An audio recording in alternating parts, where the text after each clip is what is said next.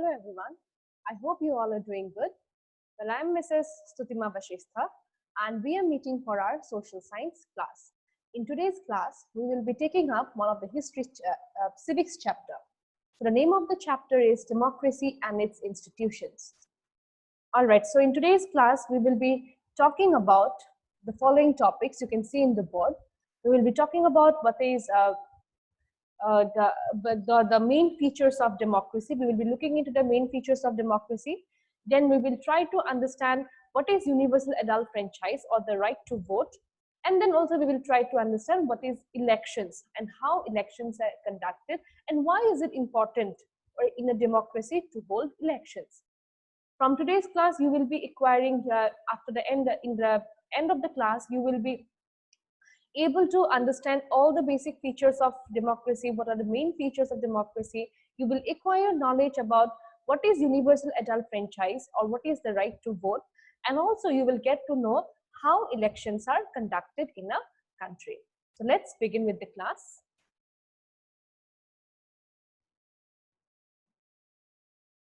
So here is the chapter, Democracy and its Institutions. You can see the chapter starts with a very small story. Let's just read that. Sheila was going to the market with her mother when she noticed a big queue outside a school. Mother, why are these people waiting in a queue outside my school? Isn't it a holiday today? Inquired Sheila. Yes, it is for you, my dear.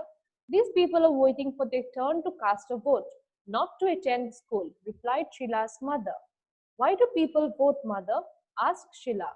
People vote to choose their leaders. Even I shall go and vote in some time, explained Sheila's mother. Now the question is, what do you think are the different qualities that people look for in a political leader that makes them vote for him or her? So you can see the people in the picture, people are waiting in a queue and they're waiting for the turn to vote.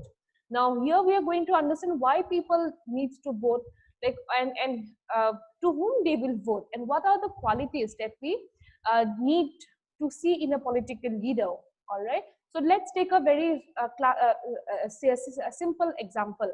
So when you elect your class representative, we go through a very democratic process, right? Like, we will always choose one of from amongst you only who is, who has that leadership quality, who will be able to take responsibility if the teacher is not there, who can have that much of, capability to look after the class, right? If the, so that there is no chaos in the class, no one keeps on talking, nobody keeps on going in and out of the class.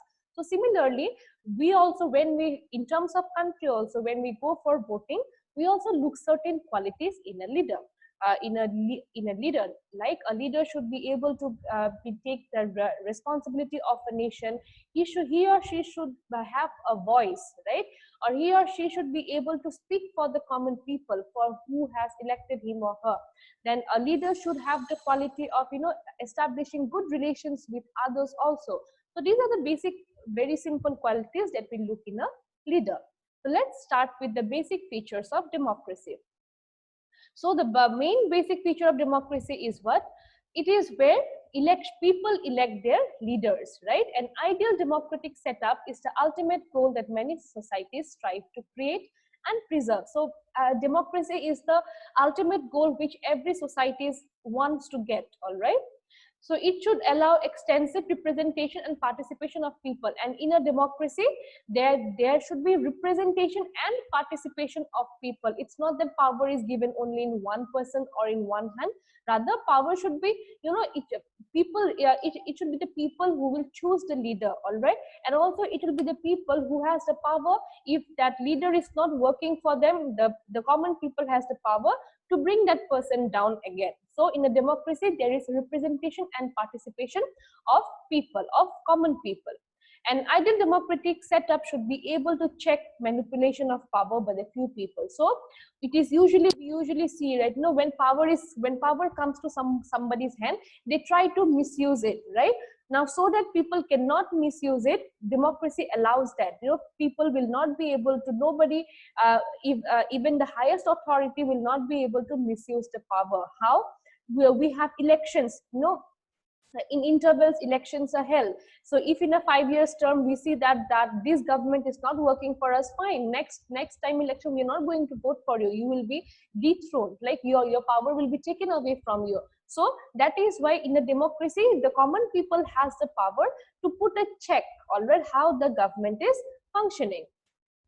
Then it should have free, fair, and transparent elections where everyone has a freedom to cast their vote. As I said, in a democracy, right to vote is the first and foremost thing. People should be allowed the right to cast their votes, and free, fair, and transparent elections should be held. All right. However, even in the oldest and biggest democracies, there are forces that threaten its democratic foundations. The openness of democratic setup attracts people with vested interest, with their own advantage to attain power. So another disadvantage of democracy, it is seen that democracy in a democratic government, like in it is open for everyone. As I said, anyone can contest for election. You do not have any proper specified qualification that you have to have this many degrees to become a political leader, no, right? So it is an open, the democratic setup is really open, right? So what happens, some people, they will just contest the election because not to work for the people, just to to attain power. They are so much greedy of power that they will just contest the elections to attain power, and in that process people ends up voting for the wrong person. All right, so this is another disadvantage of democracy. The openness of democracy, it sometimes brings in the wrong person into power. All right, so universal adult franchise elections and political parties are the basic institutions that formulate an ideal democratic setup. So for an ideal democracy, there has to be universal adult franchise, that means people should have the right to vote. There should be elections. Elections should be held at no intervals, at regular intervals, so that you can put a check. And there should be political parties. There should be one leader who will represent a political party. All right, so these three are the main basic institutions which is used for a ideal democratic setup. All right. In an ideal democratic setup, people should express their opinions. Suggestions should be taken into account, and action should be taken accordingly. As I said, in a democracy, people have the freedom. They have the right to speech. They have the right for freedom for expression. Everyone should be treated equally. So, in an ideal democratic setup, people should be allowed to keep their opinions in front of the authority. All right, it should not their voices dominated, or their voice should not be suppressed. An ideal democratic setup is not only about what a government should do, it's also about the duties of the citizens. So in an ideal democratic setup, it's not that only the government will go on doing for the people, rather the citizens also are equally responsible towards the government. All right. So, the youth should take up very much interest in participating in campaignings of the government, like, cleaning campaigning, then, plantation of trees campaign. So the youths of the country should also come forward to participate in different campaignings of the government. People should help others. For example, if there is shortage of power and water in a particular area, it should be brought to the notice of the authorities. So we should not always go on depending on the particular government. Rather, we should, as a citizen of the country, we also have certain responsibility towards our own place, right? If in our village some problem is being faced by the people, if the leader is not being able to notice that, we can, as the citizen or as a resident of the area, we also have certain responsibility. We can go and bring that problem to the notice of the leader, right? So that is all about the main features of democracy, or the ideal setup of a democracy. Now let's look into what is universal adult franchise. I think we all know, as I said, it is the right to vote, right? And it is the right to vote for any adult above the age of 18, irrespective of what caste, color, gender he or she belongs to. But this 18 years it differs from country to country. In some places, it is also 21 years. So it is basically the adults who has given the right to vote, irrespective of what class, caste, gender, religion, community they belong to. Everyone should have the right to vote. Then it is the right, in other words, franchisee, or the right to vote. As I said, universal adult franchisee is the right to vote. It is given to all the citizens of a country who are above 18 years of age. Now, to achieve this right to vote or universal adult franchise, it has been a long struggle. People have struggled a lot. Earlier, only right to vote was given only to a certain section of people, like only the men were allowed. All right, so when the French Revolution took place, only those men who were above 25 years of age or only those rich people were allowed to vote. All right, others, women were never given the right to vote, and many men who were below the 25 years of age were not allowed to vote when French Revolution were in France, and gradually they also got their right to vote. So universal adult franchise or right to vote was a great struggle for everyone. In the beginning of the 19th centuries, many European countries did not allow, as I said, in many European countries, they did not allow the right to vote. Only men could vote. That could not every man. Only certain sections of men could vote, and women were totally neglected. All right, they were not given any right to vote. In USA, people of African origin. So in USA, the blacks were not allowed to vote. All right, the black people were not allowed to vote until 1965. Okay. Then men and women really struggled for voting rights to be granted, and this was termed as a universal adult franchise or universal suffrage. All right, this universal adult franchise or suffrage means what? The struggle for to get the right to vote for every adult. This was known that every man and woman have gone through the struggle to or the fight for the right to vote. That is known as universal adult franchise or the universal suffrage. Universal adult franchise not only depicts equality but also encourages young people for the future of the country. So the universal adult franchise means it also talks about equality, like everybody is treated equally, everyone can cast their votes, but also it also encourages people to who are the future of the country, to cast their votes, to choose their leaders, right? And also it encourages the young people to participate in this entire electoral process, the entire election process, right? It also gives them a good understanding.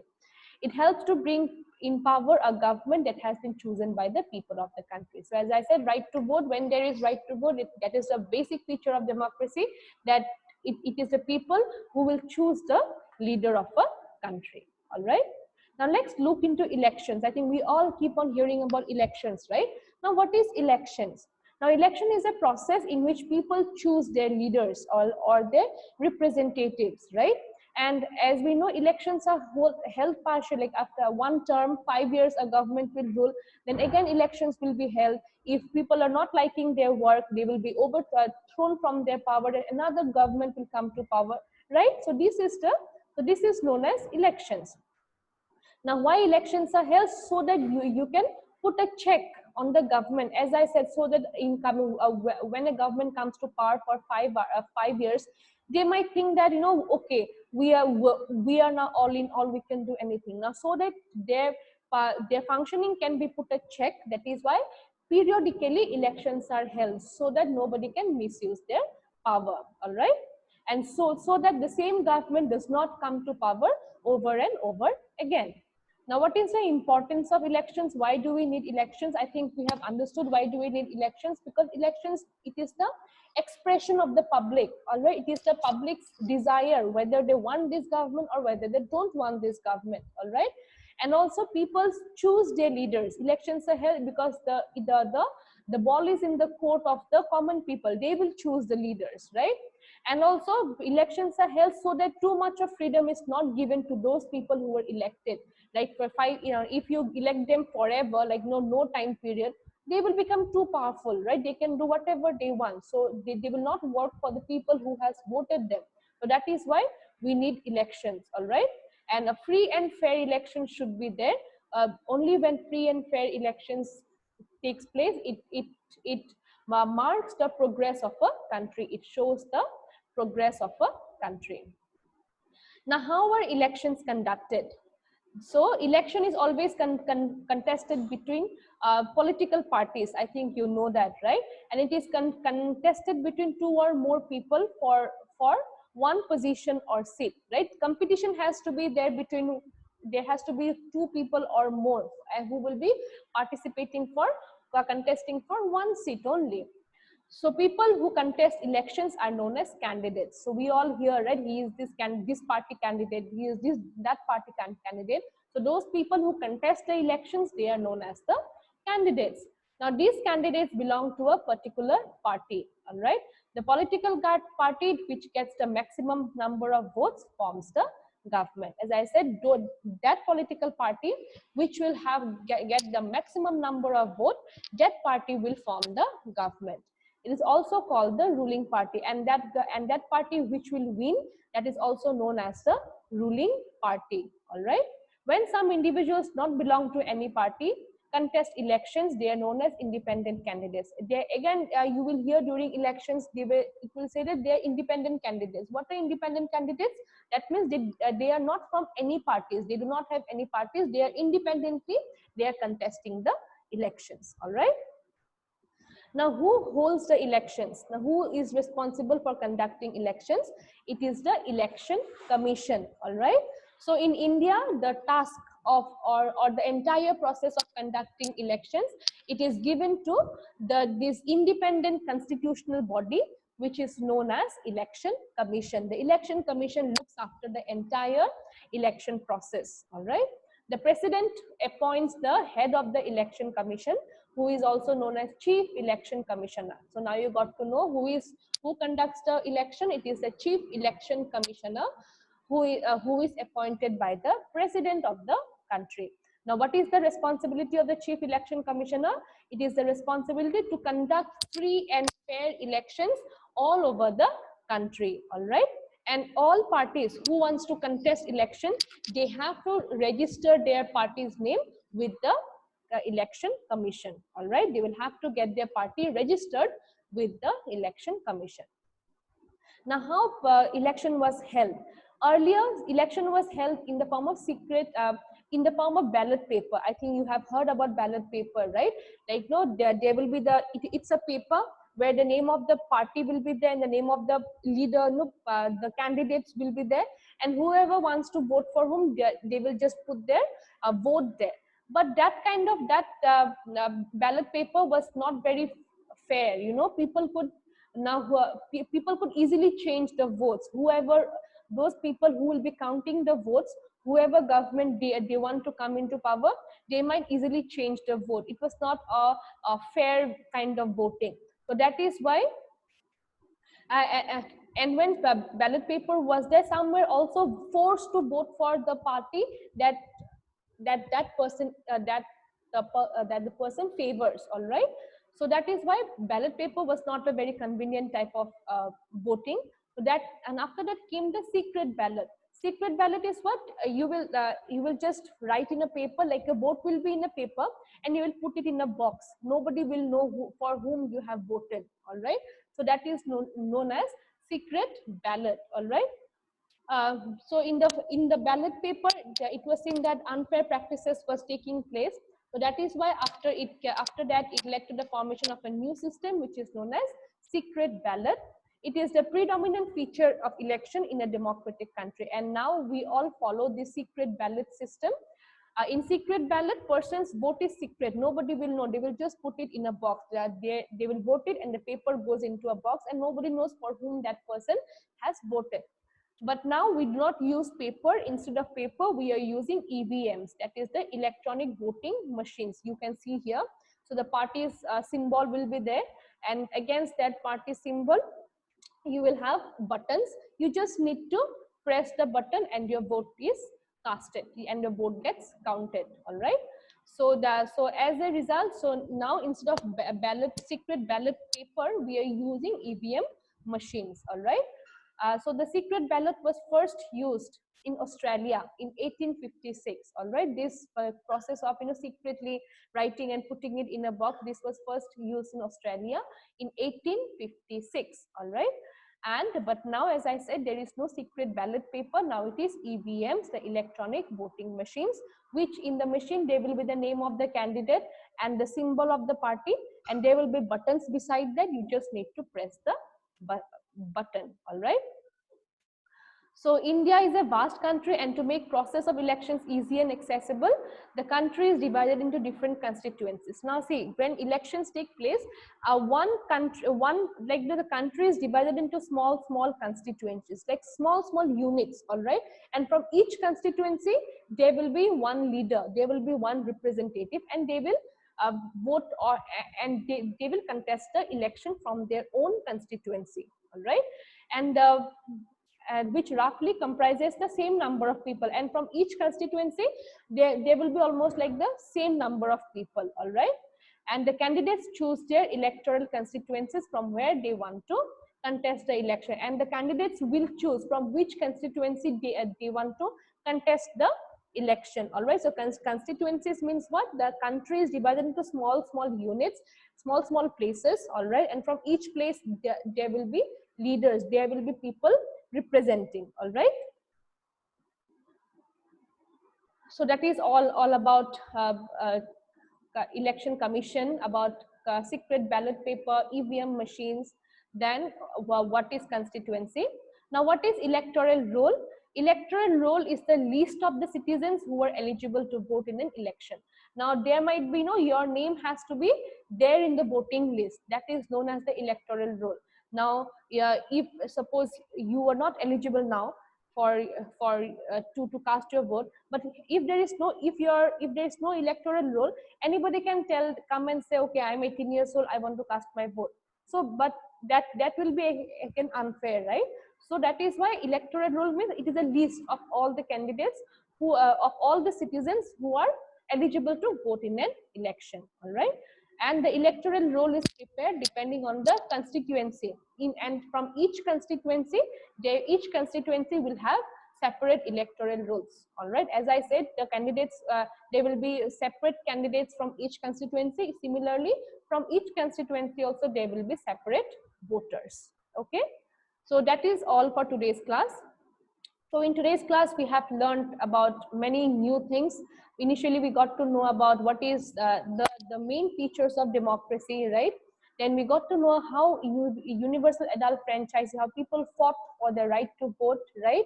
Then we got to know about how elections are held, what is elections, now you can define elections, right? And what is the need of elections, why we need elections, and how elections are conducted, what is election commission we got to know, and who appoints the chief election commissioner. We also know how elections are conducted, like secret ballot paper, and where we have come to know about EVM machines. And lastly, we also got to know about that the country is divided into constituencies where candidates will stand from their own constituency, and each constituency will also have their own voters, and the voters' name are there in the electoral roll, all right. So that's all for today's class.